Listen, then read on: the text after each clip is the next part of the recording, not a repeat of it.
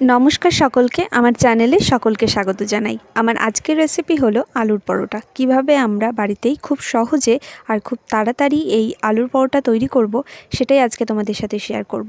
আর এটা কিন্তু খুব টেস্টি হয়। তো চলো বেশি কথা না বলে ভিডিওটা শুরু করি। তো ফার্স্টে আলুর পরোটা বানানোর জন্য আমি এখানে একটা বড় আলুকে এইভাবে টুকরো টুকরো করে কেটে নিয়েছি, নিয়ে এখন সেদ্ধ করতে দেবো। তো তার মধ্যে দিয়ে দিলাম হচ্ছে 1 চামচ পরিমাণ লবণ, দিয়ে এটা সেদ্ধ করতে বসিয়ে দিয়েছি। অন্যদিকে একটা কড়াই বসিয়ে আমি তার মধ্যে দিয়ে দিচ্ছি হচ্ছে অল্প করে সর্ষের তেল। সর্ষের তেলটা একটু গরম হয়ে গেলে আমি এর মধ্যে দিয়ে দেব কেটে রাখা পেঁয়াজ কুচি। পেঁয়াজগুলোকে একটু মোটা মোটা করেই রেখেছি আমি, যেরকম বেরেস্তার পেঁয়াজ কাটা হয় সেরকমভাবে। তো খুব ভালোভাবে আমি পেঁয়াজটাকে এখানে বেরেস্তার মতন করেই ভেজে নেব। তোমরা চাইলে এটা সাদা তেল দিয়ে ভাজতে পারো, কিন্তু আমি সর্ষের তেল দিয়ে ভাজছি যাতে কালারটা একটু সুন্দর হয়। তো এরপর হচ্ছে এদিকে চলে এসেছি আমি আলুটা সেদ্ধ হয়েছে কিনা সেটা দেখার জন্য। তো এরকম একটা কাঁটা চামচের সাহায্যে আমি দেখে নিচ্ছি আলুটা একদম পারফেক্ট সেদ্ধ হয়ে গেছে। ততক্ষণে আমি মশলাটা দেখিয়ে দিই এখানে আমি কি নিয়েছি। আমি নিয়েছি লঙ্কা গুঁড়ো, লবণ, এখানে নিয়েছি হচ্ছে ধনেপাতা কুচি, চিনি, এখানে আছে হচ্ছে গরম মশলা গুঁড়ো, আর লঙ্কা কুচি করে নিয়েছি, কাঁচা লঙ্কা, আর ওই বেরেস্তা ভাজা। তো এখানে তোমরা যদি ভাজা পেঁয়াজ না ইউজ করতে চাও তাহলে কাঁচা পেঁয়াজও দিতে পারো। তো এখানে হচ্ছে আমার আলুগুলো খুব ভালো করে সেদ্ধ করা হয়ে গেছে। এবার আমি আলুর খোসাটাকে ছাড়িয়ে নেব। তোমরা এখানে আলুর খোসাটা ছাড়িয়েও সেদ্ধ করতে পারো। তো আমি খোসাটাকে ছাড়িয়ে নিয়েছি। এরকম একটা গ্রেটারের সাহায্যে খুব ভালোভাবে আলুটাকে গ্রেট করে নেব, যাতে আলুর কোনো দলা অংশ না থেকে যায়। এইভাবে করলে কিন্তু খুব সহজেই আলুটা গ্রেট করা হয়ে যাবে আর খুব মিহিও হয়। দেখো কি সুন্দর হয়েছে। তো সমস্ত আলু আমি গ্রেট করে নিয়েছি আমার যতটা পরিমাণ দরকার। এরপর আমি সমস্ত মশলা আলুর মধ্যে দিয়ে দেব, যা যা একটু আগে আমি দেখিয়েছি সব কিছুই দিয়ে দিলাম। এর মধ্যে আমি আর এক্সট্রাভাবে অ্যাড করব হচ্ছে বাটার। তোমরা এখানে বাটার যদি ইউজ না করতে চাও তাহলে সাদা তেল দিতে পারো। বাটার দিলে কিন্তু টেস্ট আর গন্ধটা খুব সুন্দর হয়। আমি এখানে ইউজ করেছি হচ্ছে আমুল বাটার। যেহেতু এখন শীতকাল, তো আমি বাটারটাকে একটু গলিয়ে নিয়েছিলাম। তো বাটারটা দিয়ে দিলাম, দিয়ে খুব ভালোভাবে আমি আলুটার সাথে আর এই সমস্ত মশলার সাথে খুব ভালোভাবে কিন্তু মেখে নেব।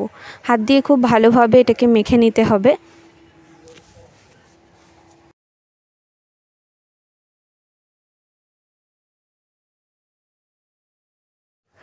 তো দেখতেই পাচ্ছ কতটা একদম স্মুথ একটা আলুর আমি ডো তৈরি করে নিয়েছি। এবার যেটা করব সেটা হচ্ছে এই আলু মাখার মধ্যে আমি অল্প অল্প করে ময়দা মেশাতে থাকবো। একবারেই কিন্তু অনেকটা ময়দা আমি মেশাবো না, তাহলে কিন্তু বোঝা যাবে না যে এর মধ্যে জল লাগবে কিনা। আমি কিন্তু একটুও জল এর মধ্যে দিইনি, পুরোটাই অল্প অল্প করে ময়দা আমি এর মধ্যে মিশিয়েছি। আর জল ছাড়াই কিন্তু খুব সুন্দর একটা ডো তৈরি হয়ে গেছে। দেখো, অল্প অল্প করে মেশালে তোমরা বুঝতে পারবে যে আর ঠিক কতটা ময়দা আমাদের দরকার। তো যখন এরকম একটা টেক্সচার চলে আসবে, যখন বুঝতে পারবে হ্যাঁ ডোটা একদমই তৈরি হয়ে গেছে, হাতের সাথে লাগবে না, তো তারপর আমি এটাকে রেখে দেবো কিছুক্ষণের জন্য। তো কিছুক্ষণে রাখার আগে আমি এর মধ্যে আবারও একটু বাটার দিয়ে রাখবো ওপর থেকে, যাতে এটা ওপর থেকে শুকিয়ে না যায়।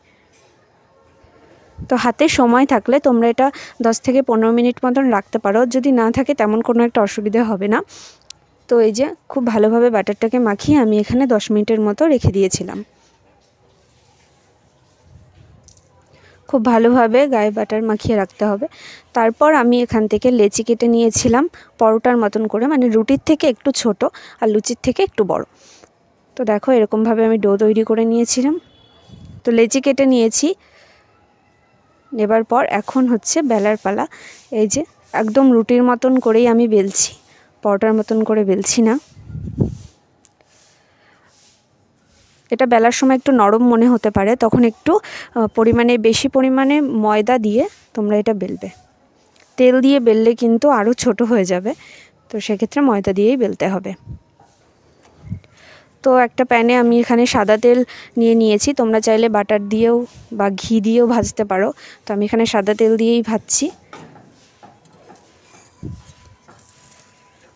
খুব কড়া করে কিন্তু ভাজা যাবে না, হালকা যখন একটু গোল্ডেন ব্রাউন কালার চলে আসবে তখনই হচ্ছে বুঝতে পেরে যাবে যে পরোটাটা খুব সুন্দর ভাজা হয়েছে। তো এরকম চেপে চেপে দিয়ে ভাজতে হবে।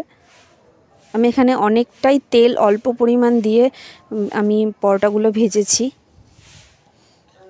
তেল বেশি দিলে কিন্তু মানে অনেকটাই ফুলবে, যেহেতু আমি তেল অল্প দিয়েছি তো সেক্ষেত্রে একটু কম ফুলেছে। দেখো ঠিক এরকমভাবে ভেজে নিতে হবে।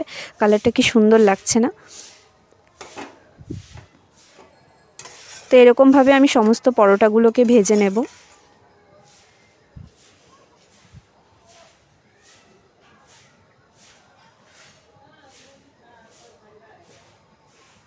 তো ব্যাস তৈরি হয়ে গেছে আমাদের আলুর পরোটা। এইভাবে কিন্তু খুব সহজেই আর খুব তাড়াতাড়ি বানিয়ে ফেলতে পারবে।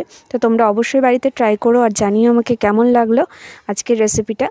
আর দেখো কতটা সফট হয়েছে সেটা আমি দেখিয়ে দিচ্ছি। আর এটা খেতে কিন্তু অসাধারণ লাগে, এটা শুধুই খাওয়া হয়ে যায়। তো আজকের মতো টাটা, দেখা হবে নতুন একটা রেসিপির সাথে। ততক্ষণ সবাই খুব ভালো থেকো, সুস্থ থেকো, বাই।